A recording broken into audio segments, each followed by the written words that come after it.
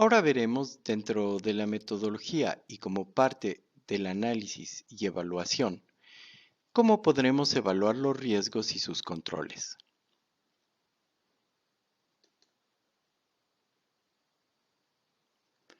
Para facilitar la conceptualización, podemos agrupar nuestros procedimientos metodológicos en tres grandes grupos. 1. Obtención de la información. 2. De análisis. Y 3. De estrategia. Aquí vemos los tres engranes de la metodología que estamos activando. En el inciso A, identificación, selección y descripción de riesgos, los cuales se identifican en base a las metas y objetivos institucionales y los procesos sustantivos por los cuales se logran estos, con el propósito de integrar nuestro inventario de riesgos. El método 3 es la evaluación de riesgos, comenzando con un listado y análisis de los riesgos que han afectado a la institución en el pasado. Se utilizan diversas metodologías como la lluvia de ideas, análisis del entorno, mapeo de procesos, etc. En la descripción de los riesgos se deberá considerar la siguiente estructura general. Primero, el sustantivo, por ejemplo, carreteras. Segundo, el verbo en participio, por ejemplo, construidas. Tercero, el adverbio, por ejemplo, posiblemente. Y o el adjetivo negativizado, por ejemplo, deficientemente.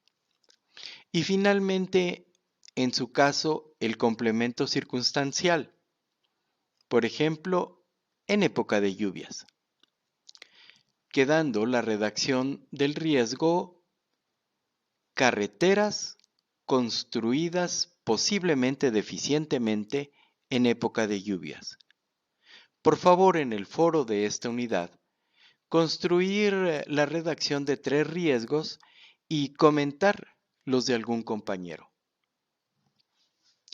¿Recuerdan los niveles de decisión ante riesgos? Aquí vemos que los riesgos también se clasifican igualmente siendo riesgos estratégicos si afecta negativamente el cumplimiento de la misión, visión, objetivos y metas institucionales. Serán riesgos directivos si impactan negativamente en la operación de los procesos, programas y procesos de la institución. Serán riesgos operativos si repercuten en la eficacia de las acciones y tareas realizadas por los responsables de su ejecución. Habremos de hacer una clasificación de los riesgos. En este caso se facilita si entendemos que riesgo es todo aquello que amenace directamente a los objetivos institucionales. Ahora bien, son factores de riesgo aquellos que surgen al analizar los riesgos y sus posibles causas o desencadenantes del riesgo. Son factores de riesgo, entonces, aquellos que, sí, los que surgen al analizar los riesgos y sus posibles causas o desencadenantes.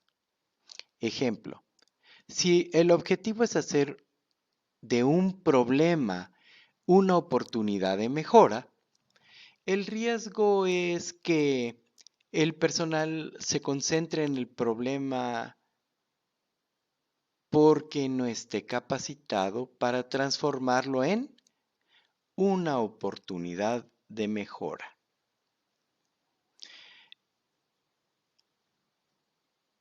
El factor es que ha habido cambios de personal y es probable que nos quedamos sin personal capacitado. Ese pudiera ser un factor.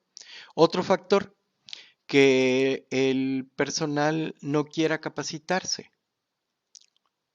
O un factor 3, que no haya quien capacite.